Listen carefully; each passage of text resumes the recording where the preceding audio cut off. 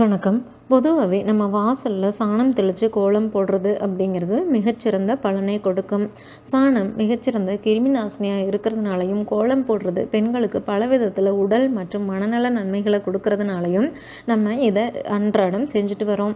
பிற மாதங்களை காட்டிலும் பெண்கள் மார்கழி மாதத்தை மிகவும் விரும்புவோம். அப்படியாக மார்கழி மாதம் காலையில் பனியிலும் தவறாமல் எந்திரிச்சு வாசல் தெளித்து வண்ண நிறங்கள் கொண்டு கோலம் போட்டு வீட்டை அலங்கரிக்கிறோம். இப்போ எல்லாருக்கும் மாட்டு சாணம் கிடைக்குதா அப்படின்னு கேட்டால் கிடையாது. அப்படி மாட்டு சாணம் கிடைக்கல அப்படின்னு சொன்னால் நம்ம அதுக்கு மாற்றாக என்ன பண்ணலாம் அப்படிங்கிறத தான் இந்த பதிவில் நம்ம பார்க்க போகிறோம். அப்படியாக சாணம் தெளித்து கோலம் போட முடியாதவங்க வீட்டில் என்ன பண்ணணும் அப்படின்னு பார்த்தீங்கன்னா, 2 மஞ்சள் கிழங்கு எடுத்துக்கோங்க, ஒரு 10 ஏலக்காய் எடுத்துக்கோங்க, பச்சை கற்பூரம் 2 துண்டு, கிராம்பு 10 அப்படின்னு இது எல்லாமே போட்டு அரைச்சிக்கணும்.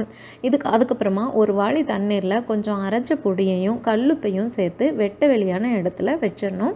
அதுக்கு அடுத்த நாள் நம்ம அதை எடுத்து காலையில் வாசல் தெளிக்கிறதுக்கு பயன்படுத்தலாம். இப்படி செய்கிறதுனால வீட்டில் லட்சுமி கடாட்சம் உருவாகும்.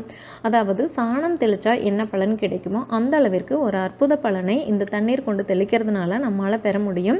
இது மார்கழி மாதம் மட்டும் இல்லை, நம்ம ஒவ்வொரு மாதமுமே நம்ம செஞ்சுட்டு வரலாம். அப்படி நம்ம அன்றாடம் செய்ய முடியாதவங்க கூட செவ்வாய் வெள்ளிக்கிழமைகளில் மட்டுமாவதும் தொடர்ந்து செஞ்சுட்டு வரும்போது வீட்டில் உண்டாகிற கஷ்டம் படிப்படியாக குறைஞ்சு சந்தோஷம் நிலவரதை காண முடியும்.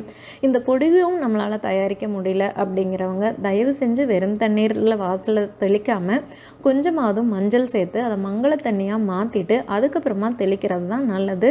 வெறும் தண்ணீர் அப்படிங்கிறது வாசலுக்கு போட்டு அதுக்கப்புறமா கோலம் போடக்கூடாது.